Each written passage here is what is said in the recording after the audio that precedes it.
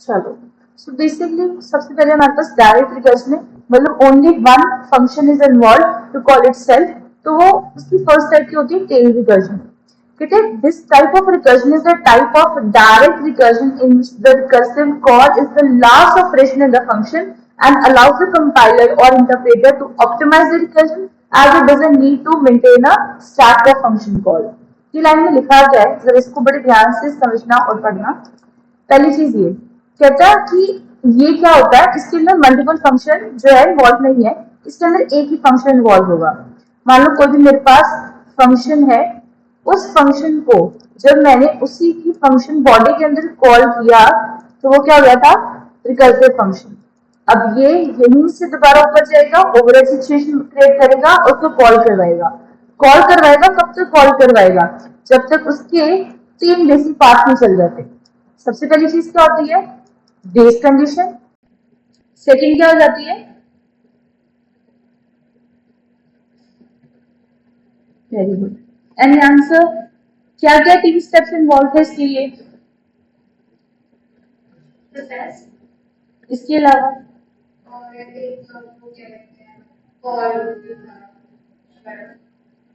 Driver code function call में क्या करेगा, रिकर्सिव कॉल में बस यही था, वो कुछ नहीं था ना। एक रिटर्न कीवर्ड था, उसके बाद क्या थी, रिकर्सिव कॉल थी, एंड एक चीज मैंने क्या बताई थी, प्रोसेसिंग। क्या बताया था, प्रोसेसिंग ऑप्शनल है, चाहो तो ऐड कर सकती हो ऑन द बेसिस रिक्वायरमेंट। अगर रिक्वायरमेंट है तो ऐड करो, अगर रिक्वायरमेंट नहीं है तो मत ऐड करो।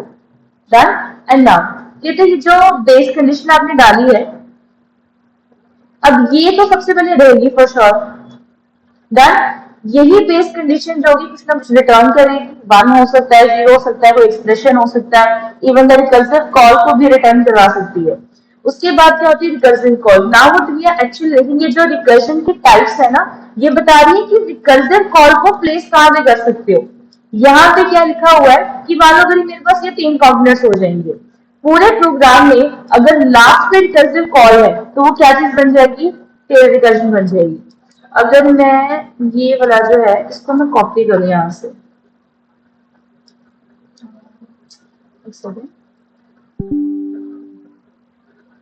थोड़ा स्लो चलिए, इसको मैं बंद कर देती हूँ।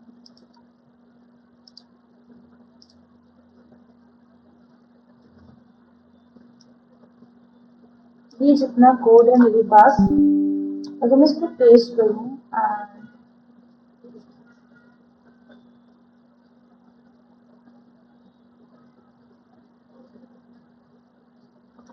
बड़े ध्यान से समझना इस चीजों को, बड़ा इंपॉर्टेंट है ये। तो मैंने कहा सबसे पहले क्या हो जाएगा, फंक्शन कॉल। सबसे पहले फंक्शन कॉल चल जाएगी, फंक्शन कॉल चलेगी तो कहां पे जाएगी, हम अपने फंक्शन डेफिनेशन के अंदर। तो फैक्टोरियल टेल के अंदर हम देखें तो हमने n पास किया, एक रिजल्ट इज इक्वल टू 1 पास किया। यहाँ तक तो सबको समझ में आ गया कि रिजल्ट में क्या होगा, बेस कंडीशन में अगर 0 आया तो रिटर्न किसको करवा दो, रिजल्ट को करवा दो। एल्स के अंदर क्या होना चाहिए, return factorial tail n-1 n into result plus. यहाँ तो एक्चुअली प्रॉब्लम पता क्या है, कहते हैं आपने यहाँ पे दे दी बेस कंडीशन, फिर आपने दे दी रिटर्न स्टेटमेंट, जो कि दोनों चीजें आनी ही आनी है, दैट इज फॉर श्योर। अगर रिकर्सिव कॉल यूज करी है तो बेस कंडीशन भी आनी है ताकि स्टैक ओवरफ्लो सिचुएशन से बच सको। एंड सेकंड चीज ये कि जो रिटर्न है वो कीवर्ड का यूज करना ही करना है, तभी तो रिटर्न करवाओगे।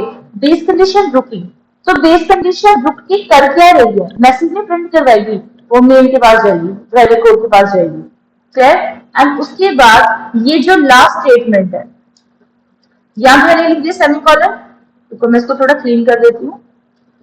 ठीक है, यहाँ पे आ गया हमारे पास कॉलन। कॉलन के बाद यहाँ से लेके यहाँ तक का फंक्शन का ब्लॉक था, उसके बाद तो यहाँ पे नेक्स्ट स्टेटमेंट आ गई, ड्राइवर कोड शुरू हो गया। कहता है इस पूरे फंक्शन डेफिनेशन के अंदर जब आपने ये लास्ट स्टेटमेंट लिखी है तो इसको क्या कहा जाता है, टेल रिकर्जन।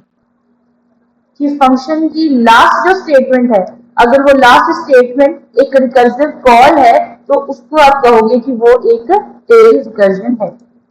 यहां तक क्लैरिटी हुई, कोई डाउट इसमें? नो, चलो। सो द नेक्स्ट इज, कहते हैं नेक्स्ट क्या है, हेड रिकर्जन। मैम एक बार रिपीट कर दो प्लीज। हाँ जी, श्योर। रुको, मैंने पहले ना सारा क्लीन करना।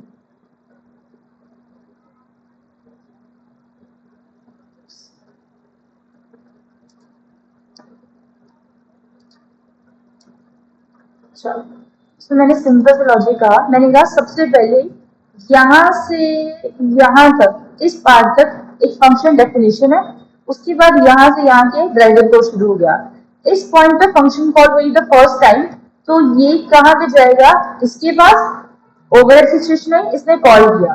कॉल करने के बाद पहली चीज क्या मिली, बेस कंडीशन, जो कि आनी ही आनी है कर्सर कॉल में। अगर बेस कंडीशन होगी तो स्टैक ओवरफ्लो सिचुएशन से बच जाओगे। स्टैक ओवरफ्लो सिचुएशन अब क्या होती है, क्या बताया था मैंने, कि मान लो जितने भी फंक्शंस हैं वो सारे के सारे स्टैक स्टोरेज में स्टोर होते हैं। मतलब इस तरीके की जो स्टोरेज होती है वहां पे सारे फंक्शन स्टोर होते हैं। मान लो जो भी पहला फंक्शन आया होगा, second function, third function and fourth function आया होगा, वो स्टैक की फॉर्म में होंगे। जितने बार भी रिकर्सिव कॉल होगी, फंक्शन यहाँ पे स्टोर होते जाएंगे। कोई मोमेंट तो आएगा कि ये जो स्टैक होगा वो ओवरफ्लो हो जाएगा। जब वो ओवरफ्लो होगा तो क्या होगा, मेमोरी वेस्ट हो जाएगी। उससे बचने के लिए क्या लगाते हो, बेस कंडीशन। बेस कंडीशन आई तो उसने क्या करवा दिया, रिटर्न करवा दिया, अगर बेस कंडीशन ट्रू होती है तो। इसका मतलब दो चीजें तो क्या होगी, बड़ी इसेंशियल है, जिसके बगैर काम ही नहीं हो सकता। First is the base condition, second is the return statement. And उसके बाद हमने नेक्स्ट क्या लिखा कि एक काम करो, ये रिटर्न करवा दो। रिटर्न इज व्हाट, क्या रिटर्न कर रहे हैं, फैक्टोरियल का जो फॉर्मूला है हम उसको रिटर्न कर रहे हैं। अब नाउ कहते ये जो आप जितना पार्ट यहाँ तक रिटर्न करी जा रहे हो एट दिस सिचुएशन, ये सिचुएशन के अंदर कहते अगर तो आपकी सारी फंक्शन डेफिनेशन के अंदर, यानी कि यहाँ से यहाँ तक जितना भी पार्ट में यहाँ तक हाईलाइट कर रही हूँ, उसकी जो लास्ट स्टेटमेंट है, लास्ट स्टेटमेंट क्या है, एक रिकर्सिव कॉल है। ये जो रिटर्न स्टेटमेंट लिखी हुई है ये वाली, ये लास्ट स्टेटमेंट है इस पूरे फंक्शन की, तो उसको क्या कहा जाएगा, टेल रिकर्जन।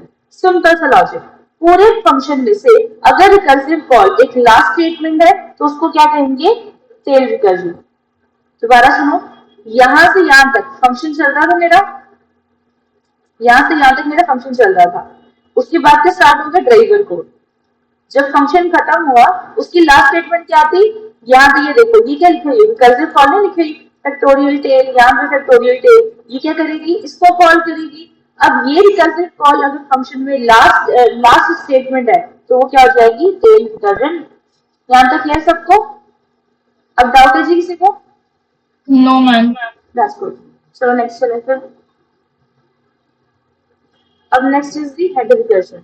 देखो कहते हैं हेड रिकर्जन में क्या हो जाएगा, टोटली ऑपोजिट काम होगा। अब मुझे इतना तो पता ही है कि जब मैं बात कर रही हूँ ना हेड रिकर्जन की, तो मेजोरिटी लोग क्या समझेंगे कि ये वाली जो स्टेटमेंट है ना, ये जो स्टेटमेंट है वो बेस कंडीशन से पहले आनी चाहिए। हेड का तो मतलब ये समझते हो ना, पहले दिमाग में यही चीज आती है। हेड रिकर्जन है तो रिकर्सिव कॉल अगर सबसे पहली स्टेटमेंट होगी तो वो क्या हो जाएगी, एक हेड रिकर्जन हो जाएगी। लेकिन ऐसा कुछ नहीं होता। देखो हेड और टेल में बहुत ही छोटा सा डिफरेंस है।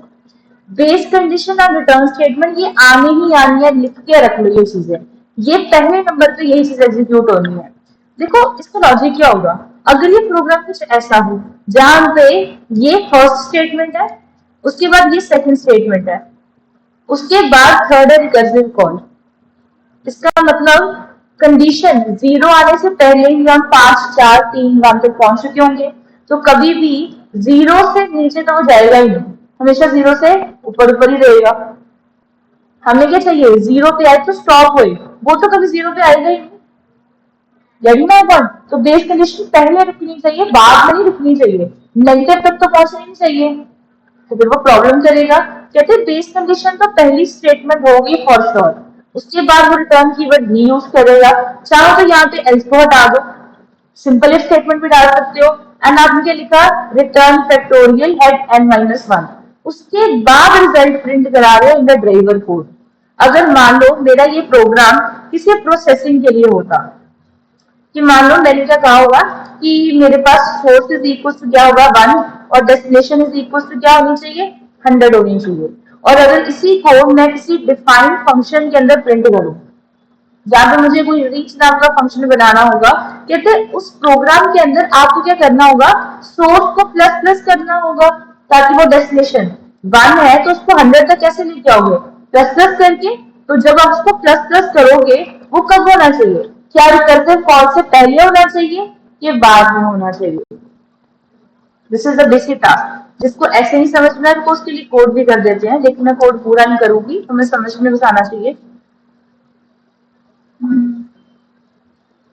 हमने तेल वाले में पहले भी सोल्व बता दिया और हैंड के बाद भी करके आ रहे हो। मतलब हमने तेल वाले में पहले बता दिया कि result is equal to part.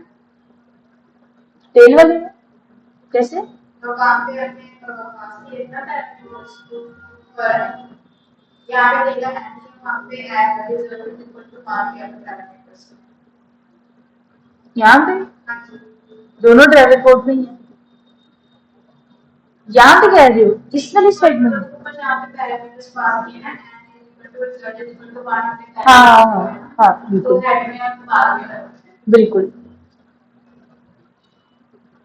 अगर तो इस एग्जाम्पल को समझ सकते हो तो फिर ठीक है, वरना चलो मैं एक बार लिख ही देती हूँ।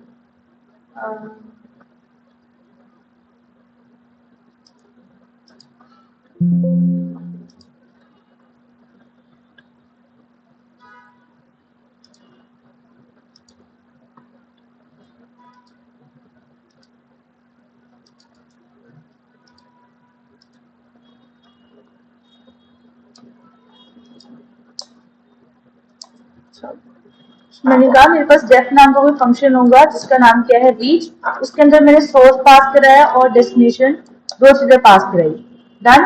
एंड इसके बाद मान लो मेरे पास जो ड्राइवर कोड होगा, उस ड्राइवर कोड में आई हैव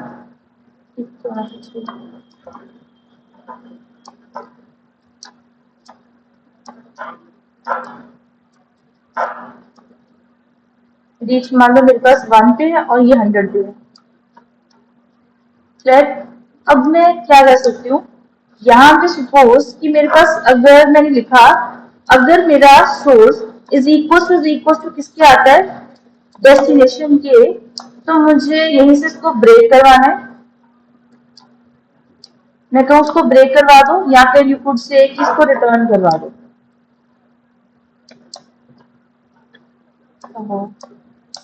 डन।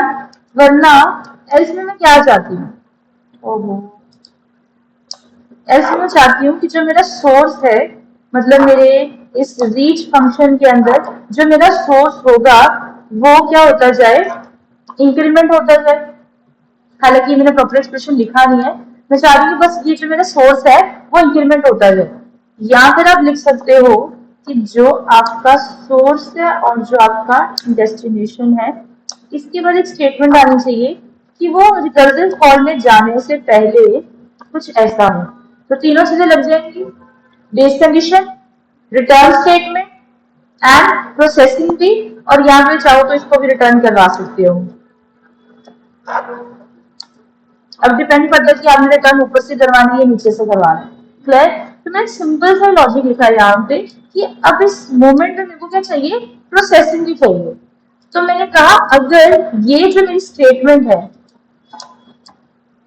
अगर वो पहले आ जाए तो वो एक हेडिंग कर दूंगा, तो मतलब जो प्रोसेसिंग वाला पार्ट होगा वो क्या होगा, लास्ट में होगा। सिमिलरली अगर मैं इस प्रोग्राम में देखूं, ये जो मेरे रिजल्ट नाम का प्रोग्राम यहाँ पे लिखा है, कहते सॉरी ये वाला जो प्रोग्राम लिखा है, कहते आपने लिखा फैक्टोरियल हेड n-1, तो अभी तक आप उसको n-1 ही लिख रहे हो। अब जो आपने उसका रिजल्ट दिया होगा वो आपकी किसी ड्राइवर कोड में होगा, मतलब जो फर्स्ट जो स्टेटमेंट होनी चाहिए वो सिर्फ ये वाली होनी चाहिए रिकर्सिव कॉल की। उसके बाद कोई स्टेटमेंट हो सके लेकिन उसके पहले नहीं हुई होती।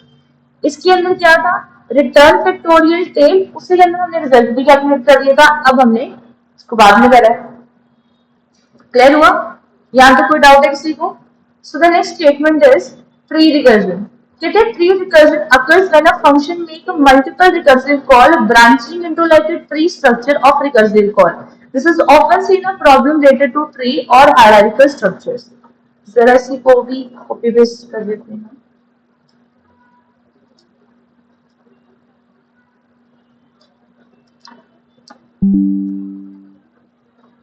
चलो बड़े ध्यान से समझना इसको भी। तो ये recursion, I don't think so I need to translate again कि प्रोग्राम कैसे चला है, बस डायरेक्ट इसको समझना। फिबोनाची सीरीज के अंदर क्या पास कराया, 6 की वैल्यू याद हो जाएगी। तो आई होप तुम्हें फॉर्मूला और एक्चुअल पैरामीटर का मतलब पता हो क्या, कि अगर n जो है, सॉरी जो n है वो लेस देन हो या इक्वल टू हो 1 पे, तो तब क्या कर दो, n को रिटर्न करते हैं। अगर वो 1 आता है तो मतलब बेस कंडीशन यहाँ पे ट्रू होगी। एल्स के अंदर क्या करो, फिबोनाची सीरीज को n-1 प्लस n-2 करके प्रिंट कराते जाओ।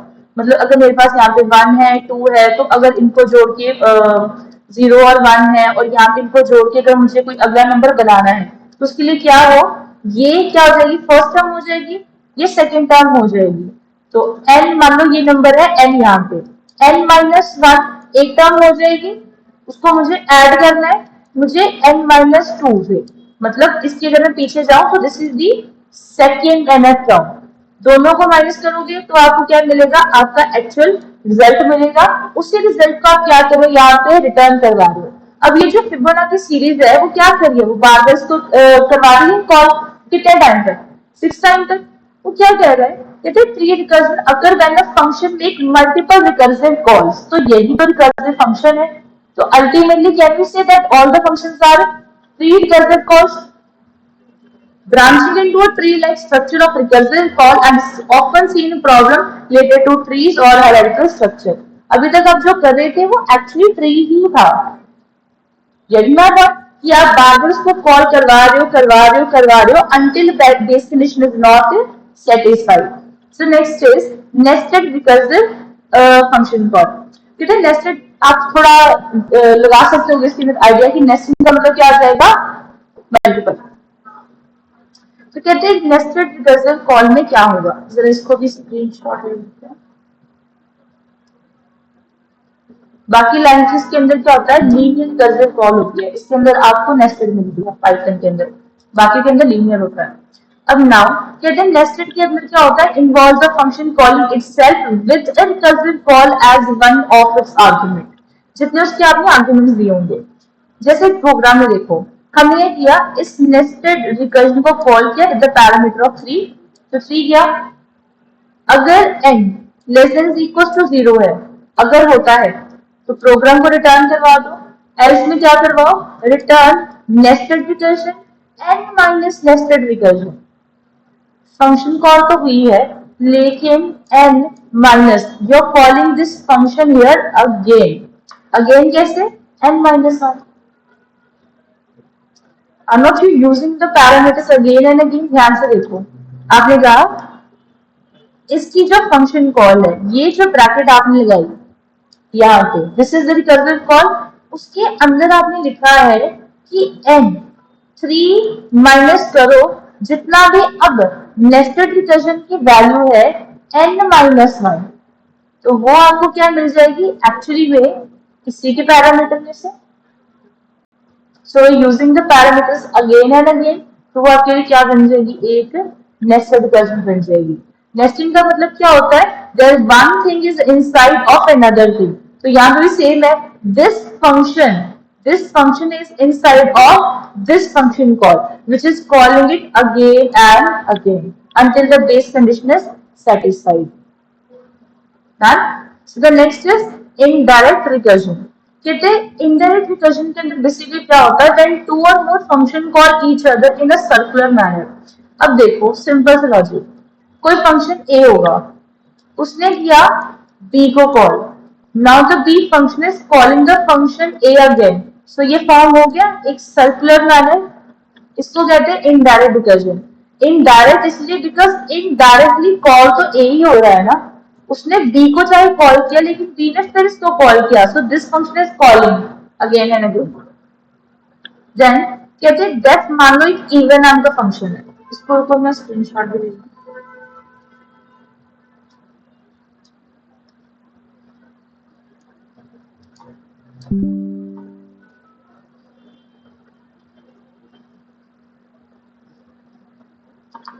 चलो कहते मान लो अभी यहाँ पे हमने एक फंक्शन लिया दैट इज इवन ये इज इवन नाम का फंक्शन जो कि यहाँ पे है। जब ये इवन नाम का फंक्शन कॉल हो विद द वैल्यू ऑफ 10, तो यहाँ पे मिल गई 10। अगर 0 आता है तो उसी टाइम पे वापस चला जाए, एल्स के अंदर क्या करता जाए, रिटर्न इज ऑड। तो इवन नंबर पहले ऑड को कॉल करेगा, कैसे, n-1 होके। अगर n की वैल्यू कितनी है 10, तो n-1 कहाँ जाएगा, 9 जाएगा। 9 कहाँ जाएगा, इस फंक्शन के पास। अब उसको चेक करेगा क्या वो 0 है, क्योंकि 0 तो मैं चाहिए नहीं ऑड इवन के अंदर। अगर वो 0 है तो उसको रिटर्न करवा दे, एल्स में क्या करवा दे, रिटर्न इज इवन।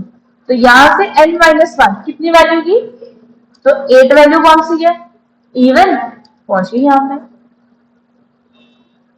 एंड यही सारा सर्कुलर रिपीट होगा एक दूसरे को कॉल करके। क्लैरिटी हुई। तुम लोगों का टास्क पता क्या है, जितने फंक्शंस मैंने यहाँ पे स्क्रीनशॉट्स में दिए है ना, तुम लोगों ने इसको हाथ से ट्राई करना है। मैंने इसका आउटपुट तो नहीं दिखाया, मैंने इसको कैलकुलेट करवा दिया। आउटपुट तुम लोगों ने देखना है इसका, अच्छे तरीके से कैलकुलेट करके कि रिजल्ट में क्या बन रहा है। Don't ever blindly trust on anyone, तुम्हें खुद इसको हाथ से करके देखना चाहिए। जितने फंक्शंस हाथ से करोगे उतनी ज्यादा अच्छी तुम लोगों की प्रैक्टिस होगी। अब ये जो हमने इतना बड़ा चैप्टर करा है रिकर्जन का, ये एप्लीकेबल कहाँ पे है, इंडस्ट्रियल लेवल हम इसके अंदर पढ़ेंगे। कहते पहली चीज तो ये, जब भी तुम किसी भी लैंग्वेज के अंदर रिकर्जन को करते हो ना, रिकर्जन को हमेशा कंपेयर किया करो एल्गोरिथम से। अब जिन्होंने पीएलडी के सेशन लगाए हैं, एल्गोरिथम मैंने बड़ा अच्छा एक्सप्लेन करा था। एल्गोरिथम होते क्या है, स्टेप बाय स्टेप प्रोसेस है। किसी भी काम करने के लिए उनका एक स्टेप बाय स्टेप प्रोसेस है। हम लोग ये जो कंपाइलर यूज कर रहे हैं, इंटरप्रेटर यूज कर रहे हैं, ये एल्गोरिथम से बने। ये सारा एल्गोरिथम डिजाइन है। एमएससी में पढ़ोगे ना, एक एक चीज तुम्हें क्लैरिटी से मिल जाएगी। कहते हैं ये जो सारा आप डिजाइनिंग कर रहे हो, अगर आप किसी एप्लीकेशन को डेवलप करते हो, तो ये चीजें बन कैसे रही हैं। अभी तो हम बड़े आराम से कह देते हैं कि ये ओवरहेड सिचुएशन है, मान लो ये मेरा प्रोग्राम है, यहाँ से मैंने कॉल किया, ये यहाँ पे आ जाएगा। ये रिकर्जन फॉर्म कैसे हुई है, बनी कैसे है। अगर मान लो कि यहाँ पे पहली बार अच्छा वाला डायरेक्ट कोड चल रहा था, तुम लोगों ने यहाँ पे इसको कॉल डाल दी, ये ऊपर चला जाएगा। अब तुमने यहाँ पे इसको दोबारा कॉल कर दी, यहाँ पे फंक्शन बॉडी के अंदर कॉल की, ये दोबारा ऊपर जाएगा। ये चेंज कैसे हो रहा है, ये ट्री रिकर्जन नहीं है सारी के सारी। ये ट्रीज बनाए होते हैं कि मान लो सबसे पहले वो क्या करेगा, लेफ्ट से स्टार्ट हो जाएगा, सो लेफ्ट रोटेशन पे जाता जाएगा। एक टाइम ऐसा आएगा कि आर रोटेशन आएगी, तो आर रोटेशन से वो राइट को जाता जाएगा। जब आर रोटेशन कंप्लीट हो जाएगी तो वो दोबारा ऊपर जाएगा और सेम स्टेप को क्या कर देगा, रिपीट कर देगा। एल्गोरिथम में कोडिंग नहीं चाहिए होती है, कोडिंग बनी एल्गोरिथम से होती है। पहले एल्गोरिथम आते हैं, फिर कोडिंग होती है। अब जैसे मैं तुम लोगों को बोल देती हूँ, मैंने तुम लोगों को कहा कि स्टेप कॉम्बिनेशन बना लो। You have to decide the algorithm first, what would be the first step, what would be the second step, and in the second step क्या चीजें रिपीट होंगी। अगर रिपीट होंगी तो स्टेप 1 और 2 को रिपीट करो। This is how it works. Recursion is powerful programming technique in Python that finds application in various programming solving scenarios. Some common application क्या होती है, mathematical calculation। कहते हैं calculating factorials, computing Fibonacci numbers, solving mathematical series such as number of first and natural number, and approximately ये तीनों programme तुम लोग कर चुके हो, राइट। रिकर्जन के जो 3 मेन हाईलाइट्स होते हैं वो भी कर चुके हो, and the source and destination वाला, वो जो स्टेप्स मैंने बताया, 4 मेजर प्रोग्राम प्लस एक छोटा सा प्रोजेक्ट तुम लोग कर चुके हो। अगर हम वेंडर वाला को भी काउंट कर ले तो उसमें भी वो 5 तुम्हारे बनेंगे बड़े आराम से। कहते हैं ये जो मैथमेटिकल प्रॉब्लम है, देखो रिकर्जन जो हम कर रहे हो उसका बेसिक मतलब क्या है, कहते हैं फैक्टोरियल ढूंढना है। किसका फैक्टोरियल ढूंढना, तुम्हें 56 का फैक्टोरियल ढूंढना है। 5 तक का तो पता ही है, ठीक है। कहते 56 का ढूंढोगे तो 56 के लिए भी सेम ही प्रॉब्लम है जैसे 5 के लिए लिया था। 5 में क्या होता है, फैक्टोरियल ढूंढो 4 का, फिर 3 का, फिर 2 का, फिर 1 का। तो मुझे 56 का ढूंढना है, तो पहले 55 का, 4 का ढूंढना। अब लूप्स में ये काम कॉम्प्लेक्स होता है फॉर श्योर, कहते हैं इसलिए कहते हैं रिकर्जन यूज करो। रिकर्जन का बेसिक टास्क ये है कि अगर आपके पास एक बहुत बड़ी प्रॉब्लम है तो उसका जो सोल्यूशन है वो आपको मिलेगा एक स्मॉल, एक छोटी प्रॉब्लम के अंदर। ये रिकर्जन कहता है जब मैथ के टास्क करते हो तो ये प्रॉब्लम्स बड़े ही लेवल पे अलग से हो जाती हैं। कई बार होता है ना कि मैथ का अगर आंसर गलत हो, मतलब सारा क्वेश्चन ही गलत होता है, गेटिंग माय पॉइंट? कहते हैं वही चीज है इसके अंदर भी। अगर तुम्हारी बेस कंडीशन ही गलत होगी तुम प्रोग्राम कैसे चला पाओगे? और बेस कंडीशन से भी ज्यादा इंपॉर्टेंट क्या है? देखो, बेस कंडीशन कहीं ना कहीं बहुत सिंपल है, तुम्हें बस याद रखना है कि कहाँ पे स्टॉप होना है। अगर मैं तुम्हें कह रही हूँ 0 से चलना है, तुम्हें पता है ना कोई लिमिट तो होगी जहां पे तुम स्टॉप होगे, जो कि होना ही होना है। लेकिन ज्यादा बड़ी प्रॉब्लम क्या होती है? How to form the expression. देखो, अभी तक तुम लोगों ने फिबोनाची सीरीज कैलकुलेट किया तो मैं एक्सप्रेशन नहीं बनाने आ रहा था कि अगर मैं n-1 करूं और मैं अगर n-2 करूं तो प्लस का निशान बीच में डालूं तो मुझे क्या मिलेगा? फर्स्ट टर्म मिलेगी, सेकेंड टर्म मिलेगी, थर्ड टर्म मिलेगी, फोर्थ टर्म मिलेगी, और कैलकुलेट क्या करनी है? एंडर टर्म करनी है। एंडर टर्म में क्या होगा? अगर एक कदम पीछे जाओ, मतलब -1 करो, ऐसे माइनस में करते हैं। ग्राफ सिस्टम में कहता है ये 0 है, ये पॉजिटिव है, ये क्या है? नेगेटिव है। कभी भी जिंदगी में प्रॉब्लम सॉल्व करो तो ग्राफ बड़ा हेल्प करता है। ये मेरा पर्सनल एक्सपीरियंस है, ग्राफ बहुत हेल्प करेगा। कहते अगर पीछे जाना है तो क्या करो? -1 को ढूंढो तो n-1 डाल दो, और अगर एक टर्म और पीछे जाना है, this is the fourth term, this is the third term, calculate क्या करनी है? एंडर टर्म। तो क्या करो? n-2 पे जाओ और दोनों को क्या कर दो? ऐड कर दो, क्योंकि दोनों टर्म्स को ऐड करके ही तुम्हें नेक्स्ट टर्म मिलेगी। यहां तक समझ में आया? सो अगर लॉजिक लगाओगे, एल्गोरिथम लगाओगे, फिर रिकर्सिव फंक्शन बनने हैं, अदरवाइज तुमसे रिकर्सिव कॉल नहीं बनने वाली। क्योंकि मैं सच्ची में बता रही हूँ, ये बहुत टफ टॉपिक होता है। अगर तुम एल्गोरिथम के पॉइंट ऑफ व्यू से देखोगे कि क्या क्या स्टेप होने हैं, कब चलनी है, and how the expression are forming, फिर रिकर्सिव में कोई प्रॉब्लम नहीं आएगी। क्योंकि मैं ये नहीं कहूंगा कि रिकर्सिव बहुत छोटे छोटे काम के लिए यूज होता है।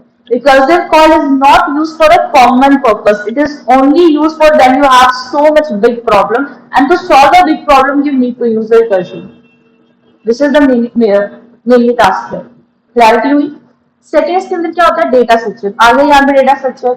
अब डेटा स्ट्रक्चर जहां पे एल्गोरिथम वहां पे data structure, and there is a recursive function. कहते हैं ट्रैवर्सिंग, मैनिपुलेटिंग, ट्री स्ट्रक्चर। अब जिन्होंने थोड़े बहुत एरेस वगैरह पढ़े हैं, प्रोग्रामिंग के अंदर एरेस पढ़े, चलो मान लो तुम लोग ने एरेस नहीं पढ़े, मैं लिस्ट की एग्जांपल देती हूँ। तो मैंने कहा कि मेरे पास एक लिस्ट होगी जिसके अंदर मैंने जो लिखा होगा, मैं लिखा होगा 56, 57, 78 एंड मैंने लिखा होगा 90। तो मुझे क्या करना है? इसको एक एक करके प्रिंट कराना है। इसको क्या करना है? सारी लाइंस को एक एक करके प्रिंट करवाना है। This involve the traversing, iterate करवाना उनके ऊपर। इसको कहा जाता है ट्रैवर्सिंग। जिन्होंने C++ से जावा में करा है तो उनको पता होगा कि आप फॉर ईच लूप लगा के या डायरेक्ट फॉर लूप लगा के उसको रीड करवाते हो, फिर उसको प्रिंट भी करवाते हो, नंबर ऑफ एलिमेंट्स पूछते हो। पॉइंट। अब जिन्होंने पाइथन में करा उनको पता ही है कि फॉर आई लगा के, रेंज लगा के आप लिस्ट में से आइट्रेट करवा सकते हो, जैसे वो जब वाला मैंने करके बताया था। तो कहते हैं वो सारी चीज क्या है? ट्रैवर्सिंग। मतलब इसी को आपने आइट्रेट करवाना होता है, इसको प्रिंट करवाना होता है, इसके ऊपर और मैनिपुलेशंस सॉल्व करनी होती है। इसके अलावा manipulating tree structure, binary tree and avian tree. जैसे एक बाइनरी ट्री होता है, मैं बाइनरी सर्च ट्री ले रही हूँ। बाइनरी सर्च ट्री के अंदर मान लो मुझे कुछ एलिमेंट ढूंढना है। अगेन मेरे पास 76 है, 56 है, 78 है, 32 है। मैंने कहा मुझे 78 ढूंढना है, तो मैं कोई भी एलिमेंट ले लूंगी, रूट एलिमेंट। मान लो रूट एलिमेंट और कोई नहीं है, 56 को एक रूट एलिमेंट है। तो मुझे ऐसा ट्री बनाना है जहां पे 56 के जो छोटे एलिमेंट है वो कहां पे आ जाए? लेफ्ट हैंड साइड पे, और जो बड़े एलिमेंट है वो कहां पे आ जाए? राइट हैंड साइड पे। तो भी 56 से छोटा कौन है? 32, और उससे बड़ा कौन है? 78। तो 78 डाल देंगे। अब ये देखना कि 76 जो है क्या वो 78 के इक्वल है? नहीं है, उससे छोटा है। तो छोटे को क्या करेंगे? उसके लेफ्ट साइड पे डाल देंगे, उससे छोटा है ना। तो ये रिकर्जन यहाँ पे ट्री रिकर्जन ऐसे बन गई। कहते हैं मुझे किसको ढूंढना था? 78 को ढूंढना था। तो मैं सबसे पहले रूट एलिमेंट के अंदर आ जाऊंगी, इसको कंपेयर कर लूंगी क्या वो इसके अंदर मैच हो रहा है। देखो बड़े ध्यान से सुना टर्म को। मैं सबसे पहले कहां पे आ गई, रूट एलिमेंट को। रूट एलिमेंट को चेक करो कि क्या 78 इज इक्वल टू 56। वो कहता है नहीं है ऐसा, तो क्या करोगे, पहले रोटेशन चेंज कर लोगे। मान लो मैंने रोटेशन रिकर्जन के एल्गोरिथम लगाया है लेफ्ट राइट वाला, तो लेफ्ट तो नहीं जाऊंगी, मैं पहले क्या जाऊंगी, राइट साइड पे। तो मैं आगे राइट साइड पे, तो मैंने लिखा 78, तो मुझे मिला, मुझे एलिमेंट कौन सा ढूंढना था, 78। So compare the 78 is equal to 78, मिल गया रिजल्ट और एलिमेंट फाउंड हो गया। अब यही मान लो अगर मुझे 76 ढूंढना होता, तो इसके बाद मुझे यहाँ पे आना था, पर लेकिन यहां से लेके, देखना ध्यान से, यहां से लेके यहां तक के सारे स्टेप क्या हुए, ये जितने स्टेप थे वो सारे क्या थे, रिपीट नहीं हुए। तो इसके लिए क्या लगेगी, रिकर्सिव कॉल। अब कहा लूपिंग में तुम लोग फंस जाओगे। अगर एक ही बार बेस कंडीशन सेट कर दो कि क्या एलिमेंट प्रेजेंट है इज इक्वल टू 78, तो ज्यादा अच्छा नहीं है। So the next thing is performing operation on graph, depth first search tree, finding connected components. अब ये थोड़े DFS जो होते हैं वो बड़े कॉम्प्लेक्स होते हैं। तुम अगर इसको स्टडी में पढ़ोगे तो एमएससी में पढ़ोगे, बड़े इंटरेस्टिंग होते हैं ये। बहुत दिमाग खराब भी होता है बट इंटरेस्टिंग बहुत ज्यादा होता है। तुम्हारा ADA नाम कुछ होता है, एल्गोरिथम एनालिसिस होता है, उसके अंदर ये चीज होती है। बड़ी बात ये कि हम लोग इसको छोड़ देते हैं, बट छोड़ना नहीं चाहिए, बड़ी इंटरेस्टिंग चीजें होती है। इसी से तुम्हारा आगे फर्दर जो फ्यूचर है ना, अगर कोई भी कॉलेज पढ़ भी रहा है ना, तो प्लीज इन चीजों को मिस बिल्कुल ना करना। ये दिखने में चीजें बहुत दिमाग खराब करती है, बहुत टाइम कंज्यूमिंग है, लेकिन एक्चुअली जो कोडिंग की जो जड़ है ना, जो रूट होती है कोडिंग की, वो recursive call, algorithm, data structure यही है। एंड कंपनी में सबसे पहली चीज जो क्या पूछी जाती है, वो डेटा स्ट्रक्चर पूछे जाते हैं। पाइथन कर रहे हो तो डेटा स्ट्रक्चर साथ में जरूर करो, तुम्हें और चीजों के बारे में पता चलेगा। So next would be implementing recursive data structure like linked list। अब लिंक लिस्ट तो मैंने बहुत बार बता चुकी हूँ तुम लोगों को। जब ऑपरेटिंग सिस्टम कराया था, PLD कराया था, तो भी बताया था कि मान लो ये एक लिंक लिस्ट होती है, जैसे क्यू स्ट्रक्चर होता है ना, वैसे ही होता है, लेकिन थोड़ा सा इसका जो स्ट्रक्चर है वो स्विच जैसा आपको नजर में आएगा, जिसमें से इसका ये जो एंड होता है वो कौन सा होता है, फ्रंट एंड होता है, और ये फिर कौन सा होगा, हाँ क्या, डेटा स्ट्रक्चर्स पढ़ी है। फ्रंट होता है, रियर एंड होता है, एक फ्रंट भी होता है, एक होता है रियर एंड। इसको भी चाहो तो आप टेल, चलो मान इसको टेल भी कहते हैं, लेकिन इसको रेयर भी कहते हैं। कि मान लो अगर यहाँ पे कोई एलिमेंट है, ऑपरेटिंग सिस्टम में था, वेटिंग करते करते कहां पे आ गया, टेल के अंदर आ गया, मतलब वो लिंक लिस्ट पे लास्ट पे लग गया। अब कैसे इनको कॉल करोगे, बारी बारी तो कॉल करना ही है, तो कैसे कॉल करोगे, रिकर्सिव कॉल से, कि बीच के एलिमेंट को कैसे आप फैच कर सकते हो। कहते हैं फाइल सिस्टम ऑपरेशन में कैसे यूज करते हो, navigating and searching directories and files in a directory. अब आपके पास जब फोन यूज करते हो या फिर जब आप लैपटॉप यूज करते हो, तो सबसे पहले क्या होती है, सी ड्राइव। सी ड्राइव में यूजर्स होते हैं, यूजर्स के अंदर दो यूजर्स होंगे, एक तो पब्लिक हो जाएगा, एक आप खुद हो जाओगे। पब्लिक के अंदर आपके सारे फोल्डर नजर में आएंगे, कोई रिसाइकिल बिन है, कोई बिन का अलग फोल्डर है, कोई सिस्टम का फाइल्स का फोल्डर है, कोई प्रोग्राम फाइल है। अब प्रोग्राम फाइल है, उसके अंदर एक्सेस फाइल है, उसके अंदर डिफरेंट बिन फोल्डर्स है, वो हर चीजें क्या है, वो एक रूट डायरेक्टरी होती है। C drive is the root directory. मैंने CMD भी तुम लोग को बहुत बार नीट डायरेक्टरी करके बताया। नीट डायरेक्टरी का तो एक रूट डायरेक्टरी बनती है, रूट डायरेक्टरी के अंदर नए डिफरेंट डिफरेंट फोल्डर बनते हैं, वो उसकी हेड डायरेक्टरी होती है। उसके अंदर जाते जाते कितने अलग डायरेक्टरीज आप बनाते हो, कितने ज्यादा फाइल बनाते हो। अगर एक पर्टिकुलर फाइल को जब सर्च करना है, तो वो जैसे मैंने BSc करके बताया ना, बाइनरी सर्च ट्री, सबसे पहले रूट डायरेक्टरी कंपेयर होती है, उसके बाद फिर उसकी सेकंड हेड दूसरी रिकवरी जो हेड वाली डायरेक्टरी होगी वो कंपेयर होती है, फिर उसके अंदर चाइल्ड जो होते हैं वो होते हैं। Done. Recursively कॉपिंग, moving and deleting file and folder, same here. And कहते कॉम्बिनेशनल प्रॉब्लम कैसे सॉल्व कर सकते हो, solving problem involving combinational and commutation. Commutation याद है ना, केस है जो फाइंड करते हो 0 - 1 करके, याद है कम्यूटेशन, के सीरीज याद आया। जिसको थोड़ा बहुत अगर मैथ थोड़ा पढ़ा है, वैसे तो अगर जिन्होंने कंप्यूटर्स रखा है, BSc MSc जिन्होंने रखा होगा, कम्यूटेशन पहले स्ट्रक्चर में तो पहले स्ट्रक्चर में तो आएंगे फॉर श्योर। डिस्क्रीट स्ट्रक्चर में मिस ना करना इन चीजों को, पढ़ी होंगी तो बहुत काम में आएगी, ट्रस्ट में। And then, such as generating all possible subset and combination of a set of elements. Simple सा logic. मैंने कहा मेरे पास एक सेट होगा 5, 6, 7, 8, 9, 1 and 2. इसमें से मान लो इसको मैं क्या कहती हूँ कि ये यूनिवर्सल सेट है, होता है ना। एक ये सेट है A, 5, 6, 7, ये A कह सकते हैं कि यूनिवर्सल का सबसेट है। और जो B है, B क्या है, 7, 8, 1, 2, ये हम कह सकते हैं किसका सबसेट है, यूनिवर्सल का, क्योंकि 5, 7, 8, 1, 2 तो इसके अंदर भी तो है ना। सो वी कैन से कि जो A और B है, कि जो A एंड B है वो सबसेट किसके है, यूनिवर्सल सेट के। तो इनमें से अगर एलिमेंट्स को सर्चिंग करना है, कॉपी करना है, इंसर्ट करना है, तो सारा काम कैसे कर सकते हो, रिकर्जन के थ्रू कर सकते हो। Getting my point. कहते हैं उसके बाद solving computation and set of elements, solving the tower of फेनॉइड प्रॉब्लम। अब ये जो है प्रॉब्लम होती है वो भी डिस्क्रीट स्ट्रक्चर प्लस एल्गोरिथम को मिला के बनी गई है, बट वो मैं एक्सप्लेन नहीं कर सकती, वो बहुत ज्यादा वास्ट चला जाएगा, वो फेनॉइड प्रॉब्लम बहुत होती है इसके अंदर। अब next is the back tracing algorithm. Back tracing का मतलब क्या होता है कि बैकवर्ड्स आपने शिफ्ट करना होता है, solving problem that require exploration of all possible solution like end to end problem and sudoku puzzle. अब जिसको सुडोकू पजल थोड़ा बहुत वो अखबार में आते हैं ना सुडोकू पजल, तुम्हें मैं चेस बोर्ड समझाती हूँ, तुम्हें ये दोनों एग्जाम्पल पहले नहीं पढ़ेंगी। चेस बोर्ड होता है, पता ही है सबको चेस बोर्ड में क्या होता है, ठीक है। अब कुछ ऐसे एलिमेंट्स, कुछ ऐसे एलिमेंट्स, कुछ ऐसे एलिमेंट, तो यहाँ पे समथिंग लाइक कि ये कुछ एक ऐसे एम्प्टी है, मान लो जैसे एक ऐसे फिल है, एक ऐसे फिल है, one is like this and this. तो थोड़ा फिल करने दो, तुम्हें प्रॉब्लम ना बड़ी मजेदार होती है। ये जो कंप्यूटर्स की जो प्रॉब्लम है ना वो बढ़िया सर, बहुत इंटरेस्टिंग है, एमएससी में तो और ज्यादा इंटरेस्टिंग होती है।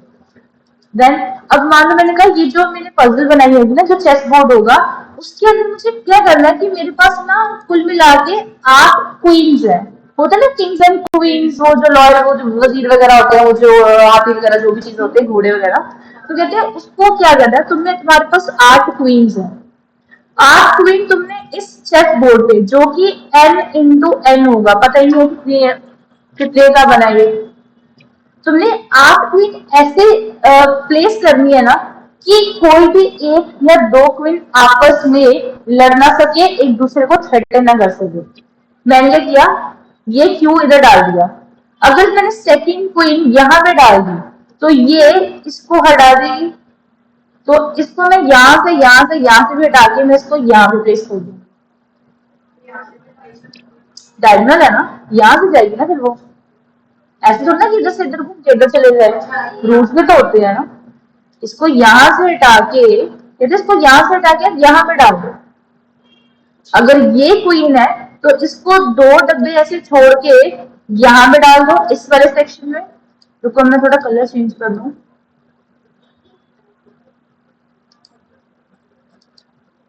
कहते हैं अब यहाँ पे भी हो गया, यहाँ पे भी नहीं कर सकते, यहाँ पे भी कर सकते, तीसरी क्वीन को यहाँ प्लेस कर दो कि वो यहाँ पे भी नहीं आ सके, यहाँ पे भी नहीं आ सके, और ये भी इसको कर सके, कि वो काम तो तुमने डायगोनली करना है ना, यहाँ पे तो इसको इंटरसेक्ट ना कर सके, और ये क्या रह जाए, सेफ रह जाए, ये यहाँ पे सेफ हो जाए, ये यहाँ सेफ हो जाए। इस तरीके से करके n इंटू n मैट्रिक्स में टोटल मिला के 8 क्वीन को प्लेस करना है। ये चीज प्रॉब्लम सॉल्व कर सकते हो बैक ट्रेसिंग से। अगर आपने इसका पता लगा लिया तो आपको समझ में आ जाएगा, एक डब्बा छोड़ के अगर मेरे पास n इंटू n मैट्रिक्स है तो -1 करके मैं दूसरे को प्लेस कर सकती हूँ, और यहाँ पे देखो -1 करके मैंने इसको प्लेस कर दिया। यहाँ पे देखिए तो -1 करके मैं एक को यहाँ पे प्लेस कर सकती हूँ या फिर इधर प्लेस कर सकती हूँ। सो ये भी किससे है, रिकर्सिव कॉल से, सिर्फ दिमाग का खेल है और ज्यादा कुछ नहीं, बट है बहुत इंटरेस्टिंग। इसको कहते हैं बैक ट्रेसिंग एल्गोरिथम, सॉल्विंग नीस ट्रांजिशनल प्रॉब्लम। जो आपकी गेम, जो फोन में पजल्स वगैरह बनती है ना, वो रिकर्सिव कॉल से ही बनती है, जितनी गेम बनती है रिकर्सिव कॉल से ही बनती है पजल्स की। कहते हैं सॉर्टिंग एल्गोरिथम। अब सॉर्टिंग तो मैंने तुम लोगों को क्विक सॉर्ट में भी समझाया था।